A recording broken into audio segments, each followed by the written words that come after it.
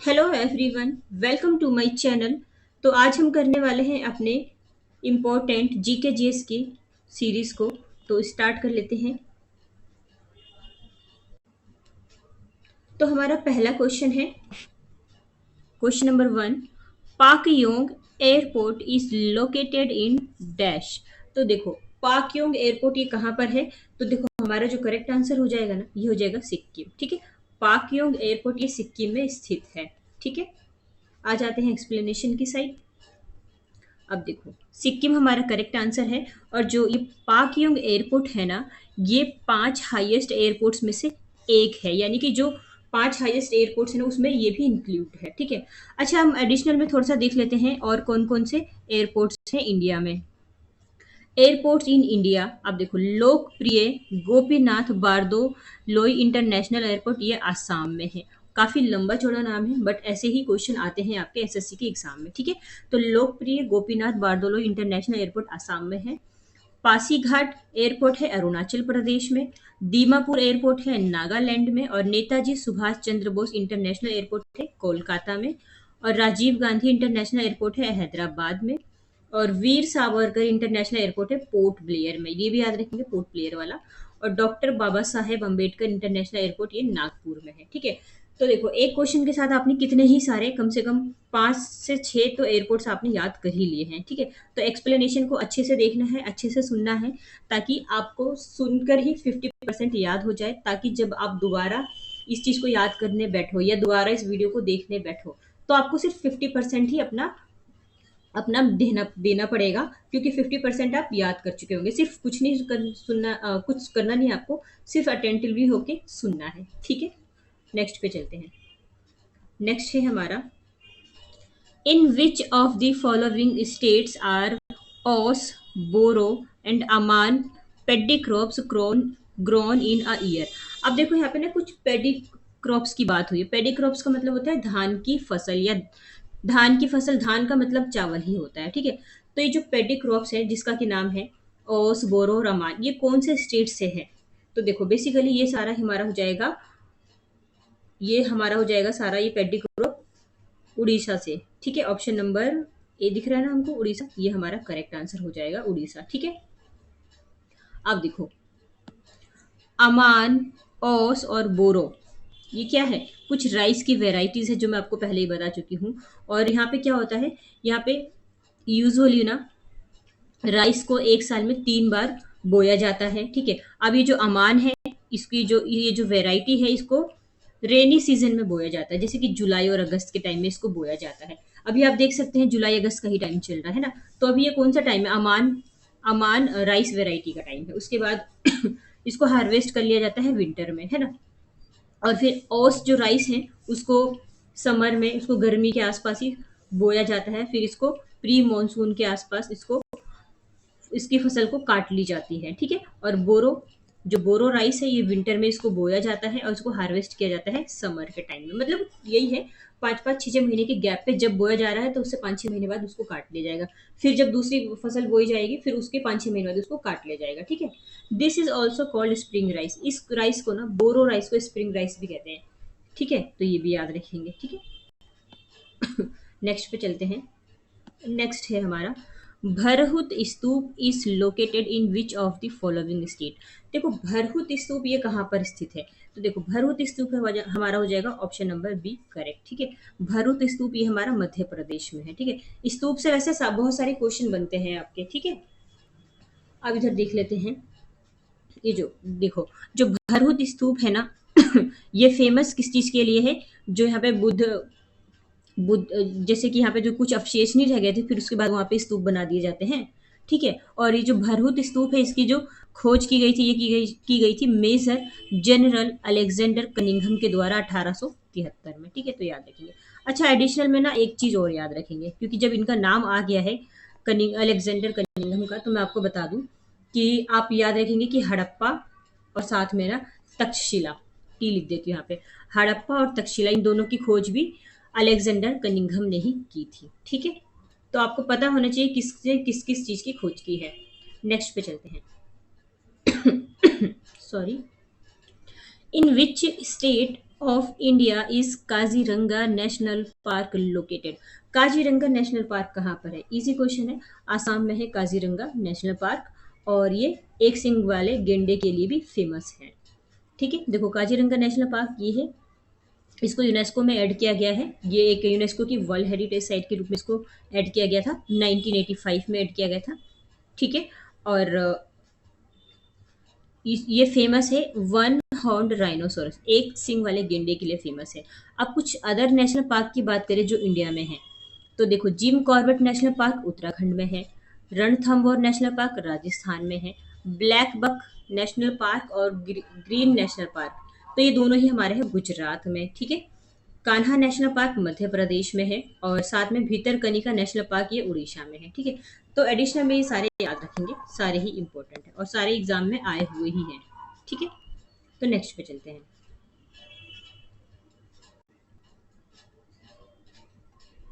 According to the ministry of commerce and industry, which state of India is the largest producer of rubber?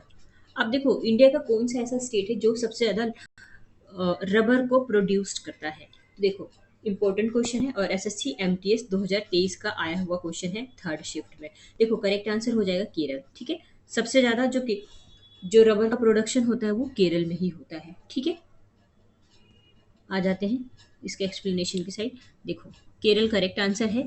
और कुछ top natural rubber producing की बात करें India के states के, तो जैसे केरल तो टॉप पर है ही, उसके बाद तमिलनाडु है, त्रिपुरा है, आसाम है, मेघालय है, Nagaland, Manipur, Mizoram.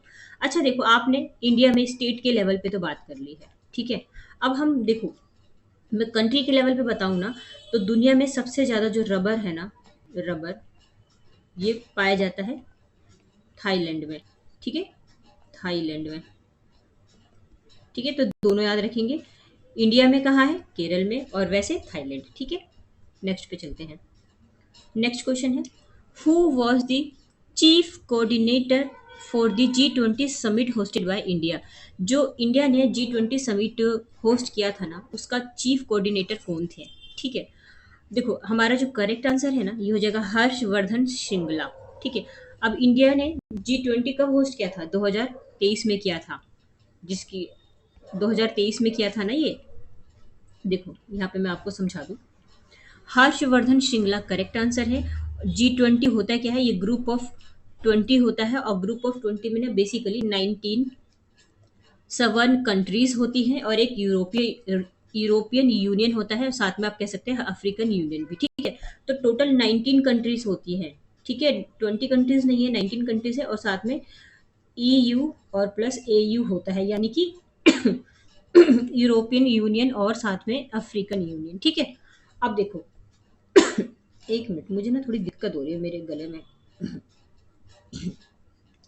It addresses major global economic issues. अब देखो ये जो G20 है ना, इसका काम क्या है? जो भी मेजर ग्लोबल इश्यूज है ना, जो भी बहुत बड़े लेवल पे जो इश्यूज है उसको पता लगाना, जैसे कि ग्लोबल इकोनॉमिक इश्यूज का पता लगाना। अब इसमें जैसे कि इंटरनेशनल फाइनेंशियल स्टेबिलिटी का पता लगाना, क्लाइमेट चेंज क्यों हो रहा है, क्या रीजन, इसके बारे में पता लगाना, सस्टेनेबल डेवलपमेंट के बारे में पता लगाना। तो ये सारे काम हो जाते हैं ये G20 के। ठीक है, अब देखो इंडिया ने G20 कब होस्ट किया था? 2023 में होस्ट किया था। 18 नंबर का ये G20 समिट था, जो कि दिल्ली में ही हुआ था। 9 सितंबर 2023 का हुआ था, और इसकी जो थीम थी ना, ये थी one earth one family one future. ठीक है, और हिंदी वाले लोग ऐसे याद रख सकते हैं, वसुधैव, मैं आपको लिख के बता देती हूँ, वसुधैव कुटुंबकम। वैसे तो थीम वगैरह ना तो इंग्लिश में ही याद रखनी चाहिए, हिंदी में तो याद ढकनी ही नहीं चाहिए। ठीक है, अब देखो मैं वैसे आपको यहाँ पे समझा दूं, one earth one family one future, ये तो 2023 की थीम थी, जो कि इंडिया के द्वारा इंडिया के ने होस्ट किया था 2023 में। अब देखो ये ना एक ना संस्कृत वर्ड से आया, जो तो ये जो संस्कृत वर्ड से आया है ना सॉरी तो ये जो संस्कृत वर्ड से आया ना, जो संस्कृत वर्ड यही है वसुधैव कुटुंबकम। वसुधा का मतलब होता है हमारी पृथ्वी, और कुटुंब का मतलब परिवार, यानी कि जो हमारी पृथ्वी है, जो हमारा अर्थ है, वही हमारा परिवार है। तो इसका सीधा सा मतलब यही है ना, one earth one family one future, है ना। और एडिशनल में आपको क्या याद रखना है कि जो 2024 का G20 है वो ब्राजील होस्ट करेगा और 2025 का G20 ये साउथ अफ्रीका होस्ट करेगा। ठीक है, यानी कि 2024 का तो ये होस्ट कर चुका है, 2025 का साउथ अफ्रीका करेगा। ठीक है, तो तीनों याद रखेंगे। 2023 में इंडिया ने होस्ट किया था, 24 में होस्ट किया है ब्राजील ने, और 25 में होस्ट करेगा साउथ अफ्रीका। तीनों ही याद होने चाहिए। ठीक है, तो नेक्स्ट पे चलते हैं। नेक्स्ट क्वेश्चन है, the ICAR sugar cane breeding institute located is located at. देखो, ICAR sugar cane breeding institute ये कहाँ पर है? तो देखो, करेक्ट आंसर हमारा हो जाएगा कोयम्बटूर। कोयम्बटूर, ठीक है, करेक्ट आंसर है कहाँ पर ये? तो ये तमिलनाडु में है। ठीक है, तमिलनाडु। अब देखो, जो शुगर कैन की जो ब्रीडिंग है ना, जो शुगर कैन ब्रीडिंग इंस्टीट्यूट है, इसकी स्थापना हुई थी 1912 में। ठीक है, और देखा जाए ना तो ये जो इंडियन काउंसिल ऑफ एग्रीकल्चर, जैसे ICAR की मैं बात करूँ, तो मैं यहाँ पे बता दूँ आपको, जो ICAR है ना, ये मिनिस्टर ऑफ एग्रीकल्चर का ही एक हिस्सा है। ठीक है, ये याद रखेंगे। और ICAR की स्थापना हुई थी 16 जुलाई 1929 को न्यू दिल्ली में ही। न्यू दिल्ली में भी ICAR है। ठीक है, तो ये भी याद रखेंगे आप। ठीक है, और कुछ याद रखने की चीज़ है? ठीक है, सिर्फ इतना ही याद रखेंगे आप। नेक्स्ट पे चलते हैं। हाँ, नेक्स्ट क्वेश्चन है, which of the following organization is associated with the development of the web version e Gopala application? E Gopala application ये किसने बनाया है? ठीक है, ये एक वेब वर्जन का एप्लीकेशन, इसको बनाया किसने? देखो, ऑप्शन नंबर है ना, national dairy development board, NDDB, इसी ने बनाया, क्योंकि डेयरी से रिलेटेड ही है ये। तो ये सब तो हो ही नहीं सकता। ICAR तो अभी हमने पढ़ा ही है ना, ये ICAR ये तो अभी हमने पढ़ा ही है। ये तो आंसर नहीं है, ये भी नहीं है, और इंस्टीट्यूट ऑफ एग्रीकल्चर ये सभी नहीं है। हमारा करेक्ट आंसर है national dairy development board, NDDB। ठीक है, अब देखो, ये जो NDDB है ना, ये एक स्टेचुटरी बॉडी है, और इसको लाया गया, इसको एस्टेब्लिश किया गया था पार्लियामेंट के एक्ट के द्वारा। ठीक है, और ये हमें एक नेशनल इंपॉर्टेंस बताता है। ठीक है, और देखो, इसको फाउंड किया गया था 16 जुलाई 1965 को, और ये लोकेटेड है आनंद, गुजरात में। ठीक है, और इसके अंतर्गत अंतर्गत में क्या आता है, जैसे कि ये, जैसे कि मैं बताऊँ ना, तो ये भारत सरकार की जो मिनिस्ट्री ऑफ फिशरीज है, एनिमल हस्बेंड्री है, और ये जो डेयरी है, ये सब गवर्नमेंट ऑफ इंडिया के उसमें ही अपना काम करता है। ठीक है, और अच्छा, ई गोपाला ऐप के बारे में थोड़ा सा बता दूँ तो बेसिकली इस ऐप से होगा क्या, जो किसान है ना, वो पशुओं की जानकारी ले पाएंगे, जो भी एनिमल्स हैं उसके बारे में जान पाएंगे कि कौन सा एनिमल, यहाँ लिखती हूँ, ये गलत हो रहा है, आज कुछ ये काम ही नहीं कर रहा है। वो अपने एनिमल्स के बारे में जान पाएंगे कि कौन सा एनिमल्स, कौन सा मतलब कि प्रेग्नेंट है, और किसको क्या बीमारी है, मतलब एनिमल्स के बारे में प्रॉपर जान पाएंगे, और अच्छे से अपना ये डेयरी का जो काम है वो अच्छे से कर पाएंगे, इसलिए इस ऐप को डिज़ाइन किया गया है। ठीक है, और नेक्स्ट पे चलते हैं। नेक्स्ट है हमारा, देखो, national institute of mountaineering and advance adventure sports, यानी कि शॉर्ट में कहा गया निमास। ये निमास कहाँ पर लोकेटेड है? तो देखो, ये जो है ना, नेशनल इंस्टीट्यूट ऑफ माउंटेनियरिंग, ये वाला, ये हमारा स्थित हो जाएगा ऑप्शन नंबर अरुणाचल प्रदेश में हमारा स्थित हो जाएगा ये। ठीक है, option number B correct answer है, अरुणाचल प्रदेश। ठीक है, नेक्स्ट पे चलते हैं।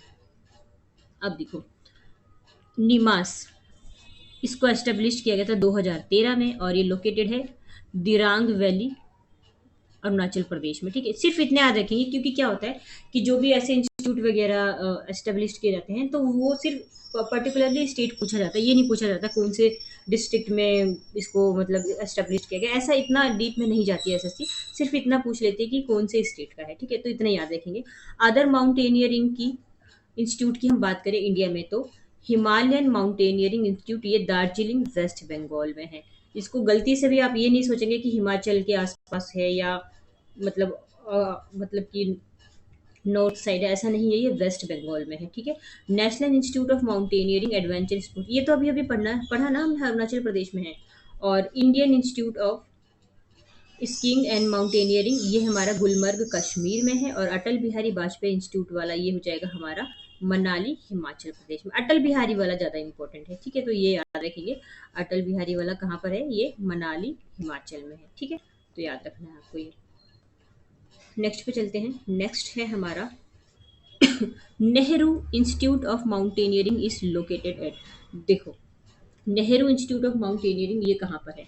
तो ये हमारा स्थित हो जाएगा उत्तराखंड में। ऑप्शन नंबर सी हमारा ये करेक्ट आंसर है। ठीक है, एक मिनट, ऑप्शन नंबर सी हमारा ये करेक्ट आंसर है। ठीक है, अब ये जो नेहरू इंस्टीट्यूट ऑफ माउंटेनियरिंग है ना, इसकी जो स्थापना है ना 1965 में होती है, 1965 में। और हिमालयन माउंटेनियरिंग इंस्टीट्यूट ये दार्जिलिंग वेस्ट बंगाल में, ये तो अभी अभी पढ़ा हमने। अब देखो, इसको फाउंड किया गया था, जो नेहरू इंस्टीट्यूट है ना, इसको फाउंड किया गया था 4 नवंबर 1954 को पंडित जवाहरलाल नेहरू के द्वारा। जब यहाँ पे जो फर्स्ट सक्सेसफुल ये एसेंट रहे ना, जो मतलब कि माउंट एवरेस्ट पे पहले चढ़ने वाले कौन थे? ये थे तेंजिंग नॉर्वे और साथ में एडमंड हिलेरी। जब इन्होंने चढ़ाई की थी ना, उसके बाद ही इसकी नेहरू इंस्टीट्यूट ऑफ माउंटेनियरिंग की स्थापना की गई थी 1965 में। ठीक है, इनको एक तरह से कॉमेमोरेट, इनको सम्मान देने के लिए इसकी स्थापना की गई थी, तो ये याद रखेंगे। ठीक है, नेक्स्ट पे चलते हैं। एक मिनट, मैंने कुछ गलत तो नहीं बताया यहाँ पे? मैंने क्या बताया कि इसको फाउंड किया गया था 1965 में। ठीक है, और वेस्ट बंगाल वाला इसको बनाया गया था 1954 में। हाँ ठीक है, ठीक ही बताया। नेक्स्ट पे चलते हैं। नेक्स्ट है हमारा, which country is the leading producer of jute? Jute, jute सबसे ज्यादा कहाँ पर होता है? तो देखो, जूट सबसे ज्यादा होता है ये अपने ही देश भारत में। ऑप्शन नंबर सी हमारा ये करेक्ट आंसर हो जाएगा। सबसे ज्यादा जूट जो होता है ये भारत में होता है। ठीक है, अब देखो, India is the largest producer of jute, जिसको कि गोल्डन फाइबर के नाम से जाना जाता है। इंडिया के बाद नंबर आता है बांग्लादेश का, चाइना का और थाईलैंड का। ठीक है, और अगर मैं, देखो मैं अगर आपका वो मैं नेशनल लेवल पे बात करूं, तो देखो सबसे ज्यादा तो होता है इंडिया में। ठीक है, और इंडिया के कौन से स्टेट में होता है? तो ये होता है वेस्ट बंगाल में, है ना? तो दोनों याद रखेंगे। भारत आगे है सबसे ज्यादा जूट के मामले में, और स्टेट की बात करें तो वेस्ट बंगाल हो जाएगा। ठीक है, और ठीक है, नेक्स्ट पे चलते हैं। नेक्स्ट क्वेश्चन है हमारा, techniques of making silk were first invented in China around dash years ago. देखो, ये जो रेशम समझते हैं ना आप, रेशम, सिल्क, सिल्क बनाने की जो ये टेक्निक है, इसका जो आविष्कार हुआ था ना सबसे पहले, ये हुआ था चाइना में। तो कितने साल पहले हुआ था इसका आविष्कार? देखो, इसका ये 7,000 साल पहले बना था। कुछ ऐसे डेटा होते हैं जिनको आपको एज इट इज रटना होता है, याद करना होता है। तो ये 7,000 साल पहले चाइना में इस चीज की टेक्निक्स आई थी। ठीक है, अब देखो, ये the production of silk originated in Neolithic China. अब आपको याद यहाँ पे क्या रखना है? सिर्फ ये कि 7,000 साल पहले इसको चाइना में सबसे पहले इसकी शुरुआत हुई थी। ये चाइना की हमें हिस्ट्री नहीं जाननी है। ठीक है, बिल्कुल भी हमें चाइना की हिस्ट्री नहीं जाननी है, ये सब हटाइए। अब देखो, हाईएस्ट सिल्क प्रोडक्शन कंट्री की बात करें, तो कंट्री के लेवल पे तो चाइना है, हमने ये पढ़ लिया। और हमारे स्टेट के लेवल पर कौन सा है? तो ये कर्नाटक है। ठीक है, तो कंट्री के लेवल पे चाइना है और स्टेट के लेवल पे कर्नाटक है, तो याद रखेंगे ये सारे ही। ठीक है, और best known silk is obtained from the cocoons of the larva of the mulberry silk worm.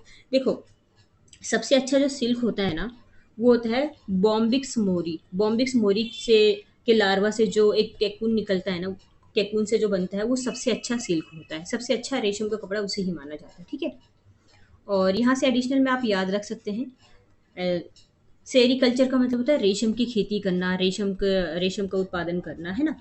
तो ये एडिशनल में आप याद रखेंगे, सेरीकल्चर, रेशम के कीड़ों को पालना, उसको हम सेरीकल्चर कहते हैं। नेक्स्ट पे चलते हैं। नेक्स्ट है हमारा, विच of the following neighbours of India has the highest population density? India का हमें पड़ोसी देश बताना है जिसकी जो पॉपुलेशन है ना, मतलब कि हाईएस्ट पॉपुलेशन डेंसिटी है, वहाँ की सबसे ज़्यादा जनसंख्या घनत्व कहाँ का है? अगर इंडिया के पड़ोसी देश की मैं बात करूँ, तो देखो सबसे ज़्यादा जनसंख्या घनत्व ना ये है बांग्लादेश का। ऑप्शन नंबर ए हमारा ये करेक्ट आंसर हो जाएगा। बांग्लादेश का जो पॉपुलेशन डेंसिटी है वो सबसे ज़्यादा है। ठीक है, अब according to the United Nations department of economic and social affairs, जो इंडिया है ना, यहाँ पे बात हो रही है कि एक रिपोर्ट के अकॉर्डिंग, जो यूएन की जो रिपोर्ट है उसके अकॉर्डिंग ये कहा गया है कि जो इंडिया है ना, वो 2023 तक ना चाइना को भी पीछे छोड़ देगा और सबसे मोस्ट पॉपुलेसिस पॉपुलस कंट्री बन जाएगा इंडिया। मोस्ट पॉपुलस कंट्री बन जाएगा इंडिया। कब तक? 2023 तक। अभी क्या चल रहा है? 2025 चल रहा है। तो अगर आप गूगल करके देखेंगे ना कि सबसे मोस्ट पॉपुलेटेड कंट्री कौन सी है, तो आपको जो इसका जो आंसर मिलेगा ना वो इंडिया ही मिलेगा। क्या मिलेगा आपको इसका आंसर? इंडिया। यानी कि ये बात जो अनुमान लगाया गया था 2023 में, ये अनुमान लगाया गया था कि 2023 तक जो इंडिया है वो पहले नंबर पे होगा, चाइना को पीछे छोड़ देगा। और आज की रिपोर्ट देखें तो ये बात बिल्कुल करेक्ट है, इंडिया ने पीछे छोड़ दिया है। हालांकि आप ये देख सकते हैं कि कोरोना में कितने लोग मरे हैं, उसके बाद भी हमारे जो इंडिया का पॉपुलेशन है उसमें कोई कमी नहीं आई है। ये बढ़ता ही जा रहा है, सिर्फ तो सिर्फ ये बढ़ता जा रहा है। ठीक है, तो याद रखेंगे, ये आपके एग्जाम में आ सकता है कि मोस्ट पॉपुलेटेड कंट्री कौन सी है अभी। तो इंडिया है, और इंडिया से पहले कौन था? तो ये चाइना था। या ये हो सकता है कि इंडिया ने किसको पीछे छोड़ा है? तो चाइना को छोड़ा है। याद रखेंगे ये। अच्छा, मैं इसका ईयर देख के बताऊँ कब आया क्वेश्चन? 2022 का क्वेश्चन है। ठीक है, तो ये आ सकता है आपके एग्जाम में। नेक्स्ट पे चलते हैं। Before being renamed Mount Everest was simply known as. देखो, माउंट एवरेस्ट को ना पहले माउंट एवरेस्ट के नाम से नहीं जाना जाता था, इसको कुछ और नाम से जाना जाता था। तो इसको किस नाम से जाना जाता था माउंट एवरेस्ट को? तो देखो, इसको जाना जाता था पीक 15 के नाम से। 15, 15 है ना पीक। मैं आपको यहाँ लिख के बता दूं ताकि आपको इजीली समझ आ जाए। पीक 15 के नाम से जाना जाता था माउंट एवरेस्ट को। सीजीएल का क्वेश्चन है, आप यहाँ देख सकते हैं। ठीक है, तो इस तरह के ही आपसे बेसिक फैक्ट नहीं पूछेगा वो माउंट एवरेस्ट का, वो ऐसी चीजें पूछेगा जो आपने नहीं पढ़ा होगा। ठीक है, तो माउंट एवरेस्ट को पहले पीक 15 के नाम से जाना जाता था, बट अब इसको माउंट एवरेस्ट के नाम से जाना जाता है कहाँ पर है माउंट एवरेस्ट? देखो, ये है नेपाल। नेपाल में है आपका माउंट एवरेस्ट। पीक 15 के नाम से जाना जाता था। और mount Everest is a peak in the Himalayan mountain range. ठीक है, और ये लोकेटेड है नेपाल में और तिब्बत में। और इसका जो नाम है ना, ये जो जॉर्ज एवरेस्ट है ना, उनके ये जो यहाँ के बहुत पहले पहले के जो सर्वेयर जनरल है, उनके नाम पर इसका नाम माउंट एवरेस्ट रखा गया था। ठीक है, और जो तिब्बतन नेम है ना, जो तिब्बत के लोग हैं उसको ये कहते हैं माउंट एवरेस्ट को चोमोलुंगमा। इसका मतलब होता है मदर गॉडेस ऑफ वर्ल्ड। ठीक है, और नेपाल में तो इसको सागर माथा के नाम से कहा जाता है। इसका नाम बाद में माउंट एवरेस्ट रखा गया ना, पर यहाँ के लोग इसको इस नाम से जानते हैं। ठीक है, और इसका नाम देखो, इसका नाम बदला कब गया था? मैं आपको एडिशनल तौर पर बताऊं तो 1865 में इसका नाम बदल के माउंट एवरेस्ट कर दिया गया था। ठीक है, और क्या हुआ था यहाँ पे 1953 में ही ना, जो एडमंड हिलेरी है और तेंजिंग नोर्गे हैं, इन्होंने ये पहले ऐसे पर्सन थे जिन्होंने इस पे चढ़ाई की थी। तो भाभी मैं पहले भी बता चुकी हूँ ना, पर वैसे आपको ये याद रखना है कि माउंट एवरेस्ट पे चढ़ने वाले पहले व्यक्ति कौन थे? तो ये थे एडमंड हिलेरी और तेंजिंग नोर्गे। ठीक है, नेक्स्ट पे चलते हैं। नेक्स्ट है हमारा, the town of Paro is a famous tourist destination of. ये जो टाउन ऑफ पारो है ना, ये एक फेमस टूरिस्ट डेस्टिनेशन है। तो ये है कहाँ पर टाउन ऑफ पारो? तो देखो, हमारा जो करेक्ट आंसर हो जाएगा ना, ये हो जाएगा भूटान। ऑप्शन नंबर सी हमारा ये करेक्ट हो जाएगा। कहाँ पर है ये डेस्टिनेशन प्लेस? ये भूटान में है। ठीक है, नेक्स्ट पे चले। हाँ, अब देखो, ये तो हमारा करेक्ट आंसर है। और Paro is a valley town in Bhutan west of the capital. यहाँ से सिर्फ इतना याद रखेंगे, पूरा डिटेल में नहीं जाना है आपको।